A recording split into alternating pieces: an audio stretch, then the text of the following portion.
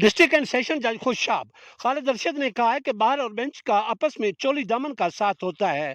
लोगों को इंसाफ की फराहमी के लिए इन इदारों का किरदार कलीदी अहमियत का हामिल है। इन ख्यालात के इज़हार उन्होंने जुडिशल कम्प्लेक्स कैदाबाद की इफ्तिताई तकरीब से बतौर मेहमान खसूसी खिताब करते हुए किया। सिविल जज कैदाबाद उस्मान रियाज और DPO खुशाब असदुर्रहमान समेत जिला भर से वकला बिरादरी की एक बहुत बड़ी तादाद भी इस मौके पर मौजूद थी।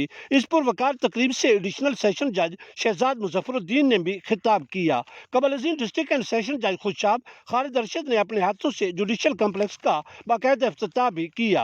इस मौके पर डिस्ट्रिक्ट एंड सेशन जज ने कहा कि इंशाअल्लाह 1 करोड़ 26 लाख रुपए की लागत से 8 कनाल पर जल्द ही जजेस फैमिली रिहायशें और 6 कनाल वकला चैम्बर्स के लिए फराहम की जा रही हैं, जबकि सड़क की तमीर का काम भी जल्द शुरू हो जाएगा।